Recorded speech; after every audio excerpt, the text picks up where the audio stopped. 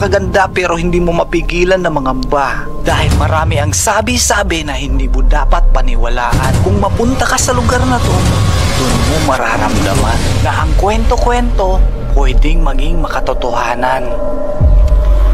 Ito ang palanas na nasasakupan ng San Roque.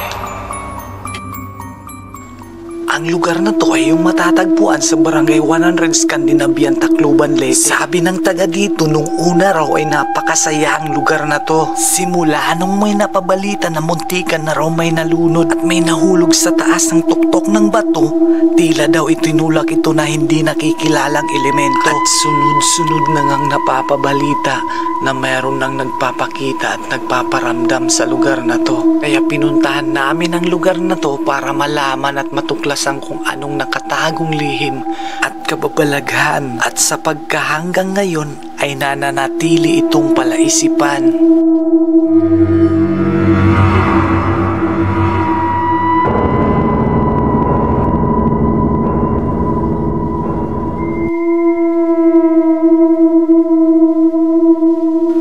Sa aming pagdating, bumungad sa amin ang maliit na butas na puno ng tubig na pwede ritong pagpaliguan. Sa aming natuklasan, kaya pala muntikan na may nalunod dito, kasi sa ilalim pala ng tubig na to ay may napakalalim na butas na kung hindi ka marunong lumangoy, pwede kang higupin pa ilalim nito, at ito ang magiging dahilan ng iyong pagkalunod.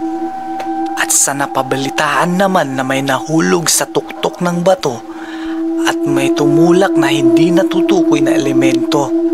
Nasubukan namin umakyat sa tuktok, sobrang napakadelikado pala.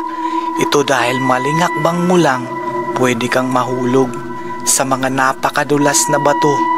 Kaya hindi ka taka-taka kung bakit may taong nahulog dito. Sa mga nagpaparamdam at nagpapakita, baka siguro masyado na silang nagagambala sa kanilang katahimikan. Lahat ng bagay ay may limitasyon. Respetuhin natin ang lugar na hindi nila nakasanayan na maingay. Kung ikaw ang pagpipiliin, mas gugustuhin mong mapayapang lugar kaysa sa magulong kapaligiran. Kaya sana'y inyong maintindihan na hindi lang ang tao ang may karapatan. Malinaw na napakadelikado ang lugar na to para sa mga tao. Mas maganda ang naging desisyon na hindi na lang ito puntahan. Pero ganun pa man, ipagdasal na lang natin na hindi na maulit ang hindi magagandang nangyari sa nananahimik nating kalikasan.